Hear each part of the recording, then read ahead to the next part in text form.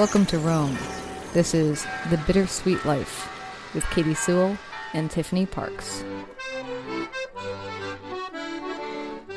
Hello, this is The Bittersweet Life. I'm Katie Sewell. I'm Tiffany Parks. And today we are addressing something that a lot of expats feel, which is guilt. Expat guilt. Yeah, expat guilt. It's something that you wouldn't expect when you are first setting off on your adventure. But it is definitely a fact of life, I think, for most, if not all, expats, a little bit of guilt. I know. I came across an article at the Wall Street Journal's expat blog titled Expat Guilt, When You Really Should Go Home, But Don't. And it was by a writer named Jessica Scott-Reid. She's a Canadian freelance writer, and she spent the last 8 years living in Germany, Switzerland, Russia, and Denmark. I'm going to put a link to the article that she wrote about expat guilt at our website, thebittersweetlife.net, under the episode titled Guilt. But I also talked to her. So you don't just have to read it. You get to hear from her. That's the beauty of this show. I spoke to her on Skype, and I asked her to explain where her story of expat guilt began. I had been living in Dusseldorf, Germany for just over a year. I was there because my husband was a professional hockey player. We kind of spend 9 months of the year overseas, and then we come back for the summer. So it was in the fall. I had just returned back for a second season with him. Just before my birthday, I believe. I was standing in the kitchen looking out my window at the lovely German neighborhood, as I always did. And my mom would call and we would chat, and that's when she told me, kind of out of the blue, what was going on. I didn't really know about until she had the exact news that she wanted to wait to make sure she wasn't scaring me for no reason, and that's when she told me. So what did she tell you? How did she lay it out to you? She was very matter of fact about it. She had said that she had been going for mammograms and nothing was really found that way, surprisingly enough, that she had been working out and felt a pain, kind of a pressure, and discovered herself that there was a lump. She went into the doctor and they said that it was actually a cyst of some sort. And then when having the cyst removed, they found the lump behind it, a big surprise, and something they said they likely would never have found, at least for a few more years, hadn't this cyst grown on top of it. So it was kind of, in a way, in the end, a lucky find.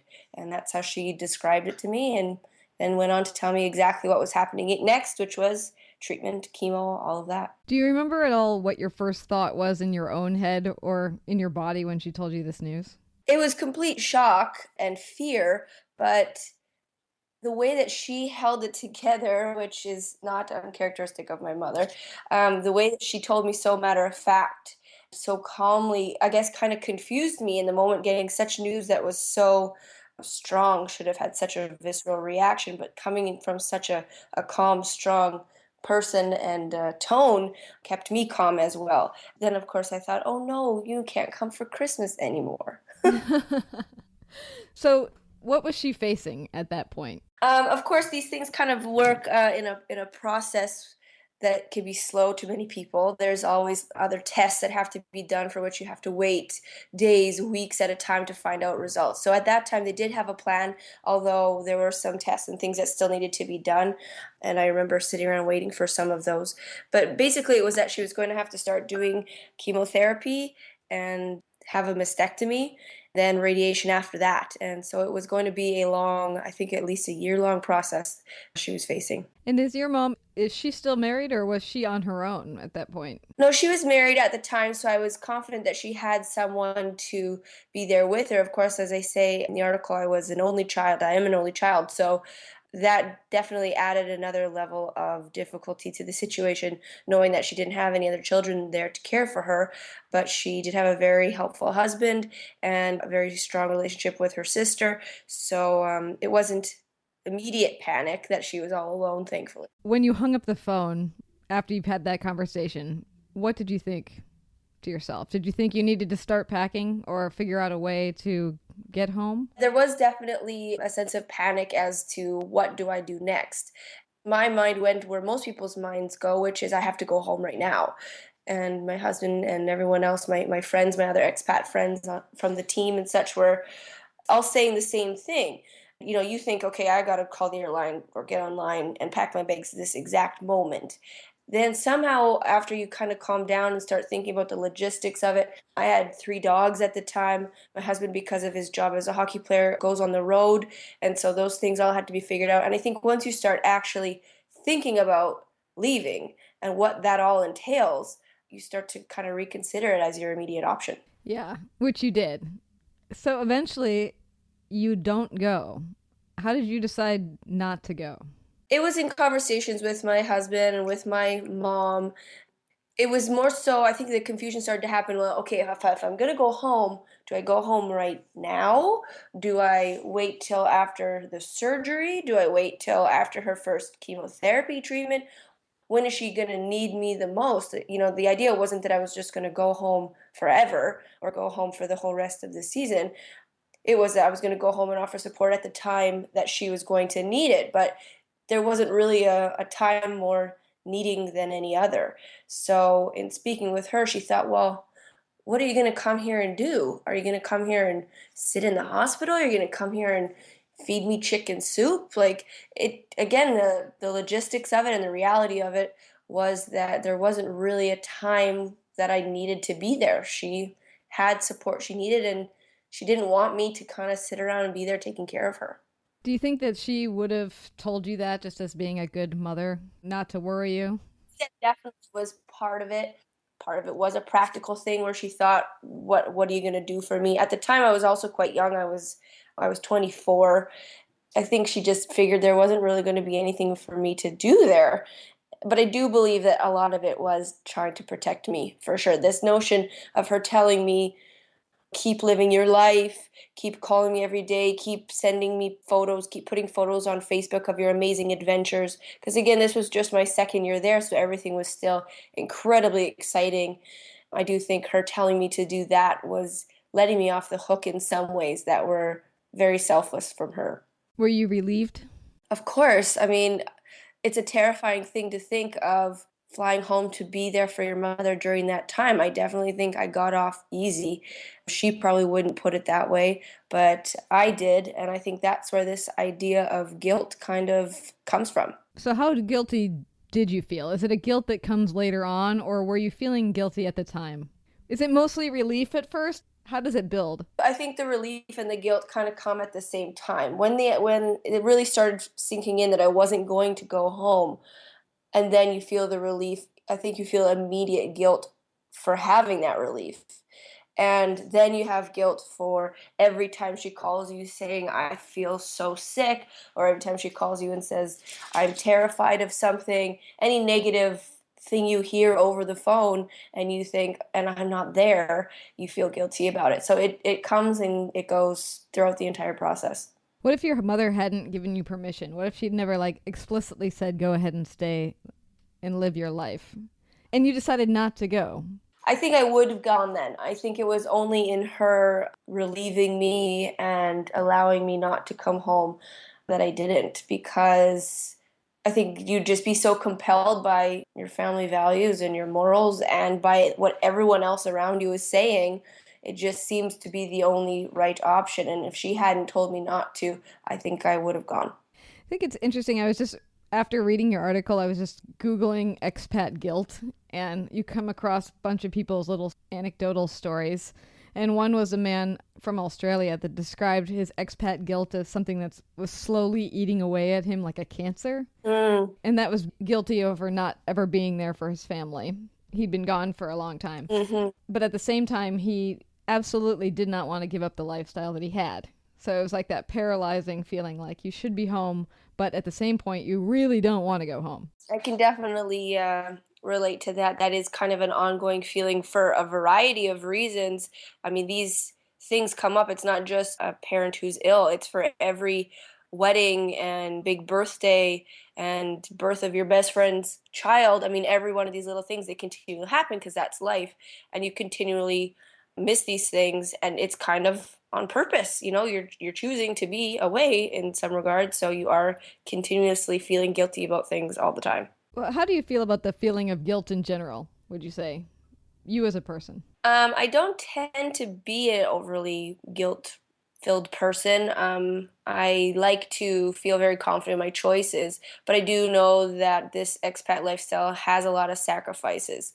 I can talk myself out of feeling guilty pretty easily, which is a great talent, but it is always kind of there, again, like I say, because you're always away and you are always missing things, and relationships suffer because of it. I've definitely lost some friends because of being away, missing things, and so the guilt is always there, but I try really hard to not let it overtake me. It's debilitating if you let it overtake you. So is there anything that you do to cope with it, or is it just sort of how you can separate the two worlds in your head? I mean, there are some practical things you can do to make yourself feel better and to kind of continue on fostering those relationships. I do a lot of gift baskets. There's a lot of flower deliveries. There's a lot of surprise fruit baskets, these sorts of things that you can kind of show your way of being there for things. And, it helps to keep those relationships going. Sometimes it works, sometimes it doesn't. I'm sure some people are sick of gift baskets by now. Yeah, there's a lot of things you can do as expats living overseas to help your mental well-being in a lot of ways. I like to write. That's one of my ways of coping with a lot of these kind of negative emotions that happen when you live away from your community. Do you think that you'll stay? Your husband's a hockey player, so I guess it will partly be dependent on his career, but what's your thought? Now he's working as a coach. He has retired from hockey, and we are actually in Canada now. But there's always a phone call possible to happen at any moment where we pick up and go. That's the nature of his job. So we can and do plan to be away once again. And yeah, I will continue to do it as long as I can.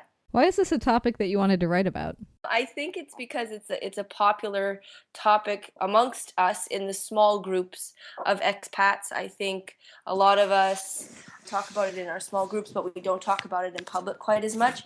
And that's what I found in response to the article, was so many people coming forward and saying, oh my gosh, I can totally relate to this. I totally have this feeling. And yet it's very difficult to talk about outside of the expat world because people don't understand. And I think that's kind of what I'm hoping to do in the majority of things I write about for the Wall Street Journal expat page, kind of bring some of those issues out to draw understanding from both other expats and the non-expats that don't necessarily see it the way we do. You ended the article with a quote from a woman you interviewed named Lane Clark, who's an expat living in Japan. And she ends it pretty positively. I'll read your last line. It says, as an expat, this guilt may be heightened because we already get a sense from some people that living away from home is in itself a selfish choice. But you can't please everyone, so I try not to dwell on the guilt. It's kind of a positive and negative quote in a way. Why did you decide to end the article that way? I think it's just very honest, and that's really all it comes down to, is that there's going to be some people who understand this way of living, and there's a lot of people that aren't. And if you are really going to allow yourself to be overtaken by this guilt, like I said, it's going to get you on such a regular basis down to every event that you miss. It will just be constant because that's life. And if you let it overtake you, you're going to hate the expat experience, and we don't hate it. The majority of us love it. So why not allow yourself to love it? Jessica Scott-Reid is a Canadian freelance writer who spent the last 8 years living in Germany, Switzerland, Russia, and Denmark. You can read her expat insights at the Wall Street Journal's expat blog, as well as in the National Post, the Montreal Gazette, the Hockey News, and the German Way expat blog. And the article that we are talking about is from the Wall Street Journal, Expat Guilt, when you really should go home, but don't. Thank you so much for taking the time to talk to me today. Oh yeah, it's a pleasure. Anytime. Thanks so much for allowing me to talk on this important topic. So what did you think, Tiffany? Did it bring back memories of your own expat guilt to hear Jessica's story? Well, definitely. And I think it doesn't go away. For me, it's not something that is linked to one specific event. Like with Jessica, for me, it's more of an ongoing thing. I actually did have I don't want to say a similar, sorry, my little lion is screaming. He's roaring. I've learned to ignore him completely almost at this point. It's like I don't even hear him anymore. Welcome to my world. I'm sure the listeners are like, that is not the case. Anyway, go on. I'm sorry. No, it's fine. In 2012, my father got really sick. Well, let's say he had a heart attack. It was pretty serious. Heart attacks are generally serious, but this was a kind of really serious one. And I had to kind of make the decision. Am I going to go home and be there for his surgery? Because he had to have a quadruple bypass. So am I going to be there just in case, because you never know? Or should I stay and hope everything's okay? I decided to go. It was very expensive. I bought my ticket the day before I left, and I was gone for only 4 days. I flew all the way from Rome to Boise, Idaho for 4 days. So it was a very intense period, and he was fine. So that's the good news. He was a really successful surgery. But I definitely, as much as I wanted to see my dad, and I wanted to make sure I was there for him, you are motivated, I think, by a certain sense of guilt. Like, you've got to do this. It's not just about what you want. It's about what your sort of duty is to your family member, I think, sometimes. But, there have been other times when I didn't go home. I don't think it's just a question of family emergencies. I think also things like your friends' weddings. I didn't make it to your wedding, which happened to be the same period as when my dad had his surgery. I felt really guilty about that. I really wanted to be there. You came all the way across the world for my wedding, and I wasn't able to return not that it's a favor, but you know what I mean. So I do have my share of expat guilt. I think when you have a baby, it brings the whole expat guilt to a whole new level. Because, it's like your parents want to be with your kid. They want to see your kid. My dad hasn't met Aurelio yet. None of my sisters have. And they're all sort of like, when are you coming back? When are you coming back? When are you coming home for a visit? And I really want to, but it's just so difficult right now that I don't know what to say. And I definitely feel guilty about that too. Now, you were only in Rome for a year, but I'm guessing that you had at least a couple of opportunities to feel some expat guilt. Can expat guilt begin before you even arrive as an expat? Probably not. Maybe that's just guilt. I'm guessing that this has to do with your dad.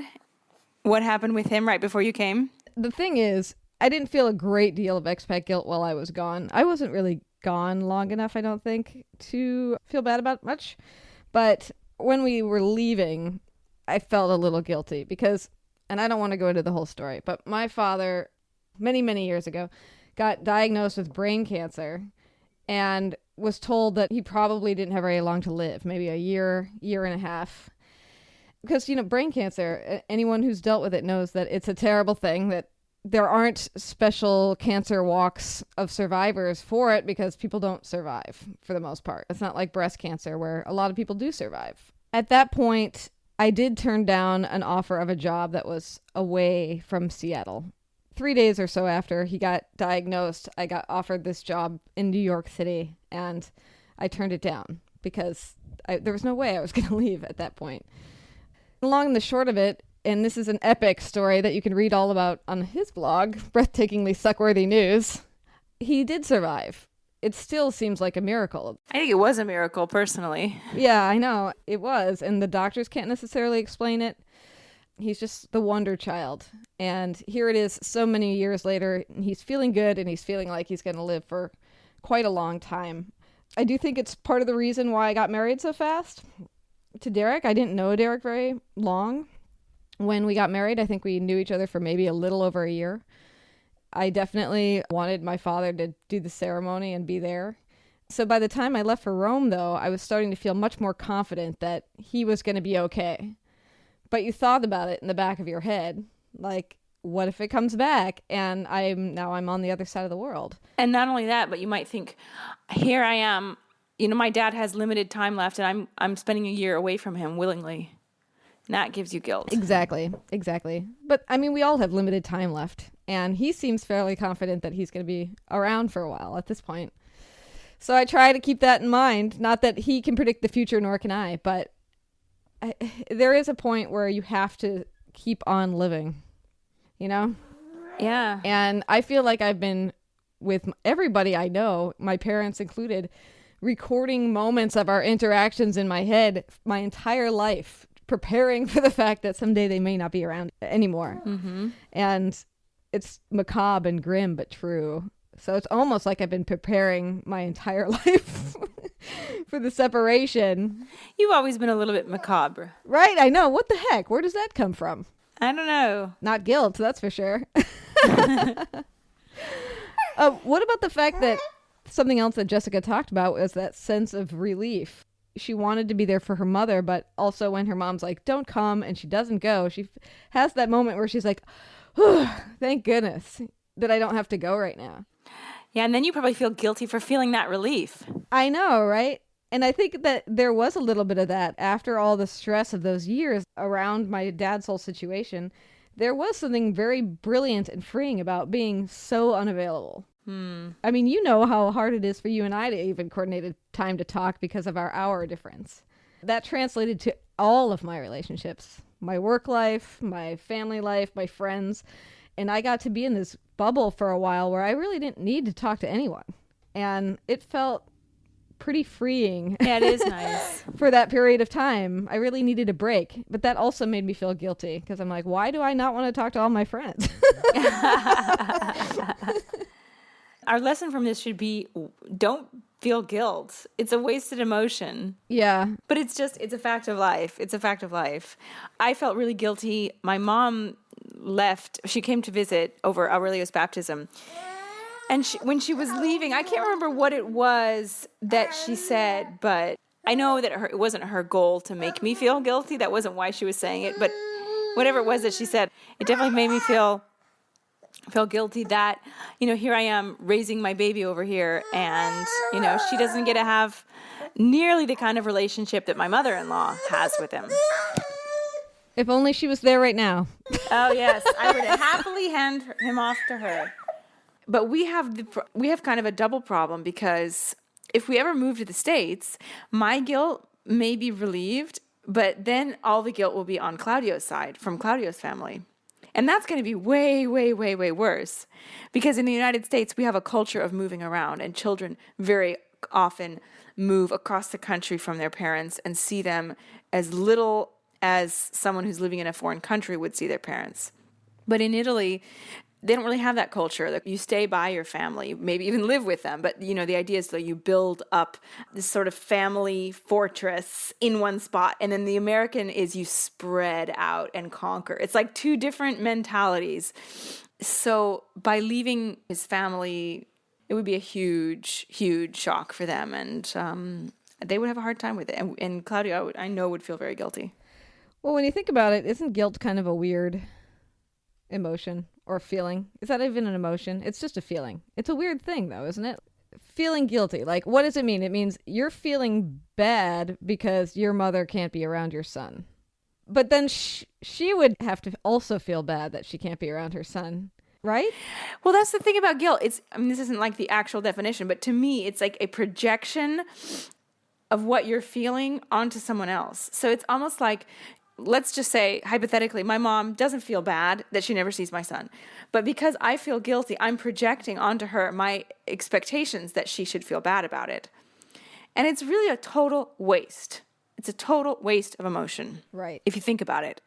If you feel guilty enough for something, you should take action and do something about it. Yeah. Otherwise, why bother feeling guilty at all? Because it's not serving any purpose. And sometimes when people feel guilty towards you, I don't know if that makes sense. Let's say, okay, I feel guilty that I didn't go to your wedding. Yeah. That doesn't serve you in any way. That doesn't make you feel better. That probably might make you feel worse, actually. If you know I'm sitting here feeling guilty, you might feel bad about that. So it's just a cycle of negativity. Let's not feel... I really hope you're not dwelling on it. I know you're not dwelling on it, but I'm just saying, it's not like it helps the situation. No, it doesn't.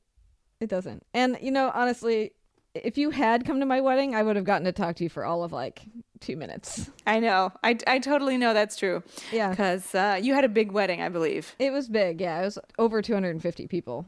Oh my God. I had 80 people and I felt like that was big. Yeah. I basically said hello to everyone and then it was over. Yeah. The night went by really fast.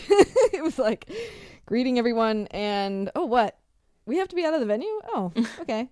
Well, that was fun. Sorry I didn't get to talk to anybody or eat anything. All I had was a beer and a bag of potato chips on my wedding night. I was starving. Are you serious? That's all the hotel had. I ate so much. Oh, I would have liked to, but we didn't have a formal sit-down dinner period. And we were greeting so many people that, yeah, by the time we got back to the hotel, the only thing that was available was a bag of chips and 2 beers that were in the fridge. That's a bummer. It was. But yeah, I think you're right about guilt. It's sort of like worry. When you worry and worry and worry about something, And then what good does worry do too? But worry is almost a little bit different because I feel like that's inherent to certain people's personalities. They're just like worrying personality types. Yeah, I know a few people like that. Which I suspect I might be one of. Worry also is the same way. For instance, I was worried about this radio deadline I had. Wake up in the middle of the night and think to myself, how in the world am I going to get that done with everything else I have to get done?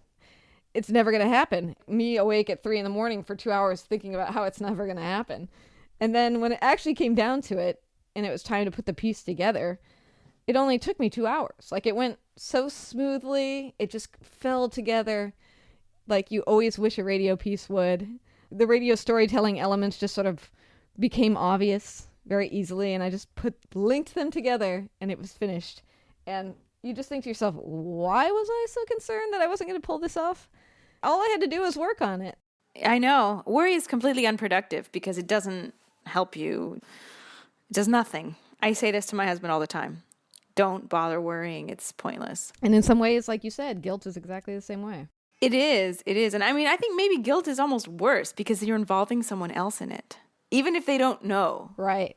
And it's also a reflection on you. What is it? Is it really you just questioning your own choices? If you hadn't gone back home when your dad had a heart attack, did you partly go because you didn't want to have forever the burden on yourself that you hadn't gone? Oh, absolutely. I hate to say it, and I hate to kind of admit it in this public way, but I definitely partly went for that. Obviously, it was a complicated decision. There were many things going into it, including, of course, the fact that I wanted to be there for my father. But absolutely, I went out of a certain sense of obligation, knowing that whether, it ended well or ended badly, I was going to feel better for having done it. So maybe in that sense, like, guilt is helpful. I don't know. Or at least trying to preempt guilt when you have the chance to. Yeah, maybe it's a way of just keeping you on track. Maybe. It's like your moral compass in a way. Are you being a jerk? That's what guilt is. It's you questioning whether or not you're being a jerk by your own personal decisions. Maybe that's what it is. Maybe. But I do think some people have a little less. I think that some people don't suffer from guilt. I don't think it's a universal thing. Yeah, and those are lucky people. But then those of us who feel guilt might be like, those people are so selfish and self-absorbed. I'm just kidding. You're not. Those of you out there who are like that, you're lucky. You're going to live longer than the rest of us. Less worry, less guilt. Should we wrap it up? Yeah, I think so. We can guilt our listeners into sending us a donation. How about that? Is that how we should wrap it up? Can I guilt them into a couple other things? Yes. The Bittersweet Life is now on Facebook. You thought it would never happen, but it did. And if you're not there as a friend of ours yet, you should feel really guilty about that and go find that page. You should really look into your soul and ask yourself why you're being so selfish. I mean, how hard is it to like a page, right? Exactly. Unless you're not on Facebook. And if you're not on Facebook, then kudos to you. Yeah, that's fine. We won't judge. You can also email us at bittersweetlife@mail.com, M-A-I-L, mail.com. One more thing, so that you don't feel guilty as you walk away today after listening to this podcast, is rate us on iTunes, because that's the only way other people who are expats are going to find us. And tell your friends, because that's the other way they're going to find us. Yeah, if you're a blogger, if you're an expat blogger or a travel blogger, write a post about us. It can even be short. Give us some free publicity. That would be great. See? And we'll post it on our website, and everybody will be shaking hands and loving one another across the world, because that's what this show is all about. Yes, it goes both ways. So stop feeling guilty. Take action. And until next time, this is The Bittersweet Life. I'm Katie Sewell. I'm Tiffany Parks. Join us again. Bye.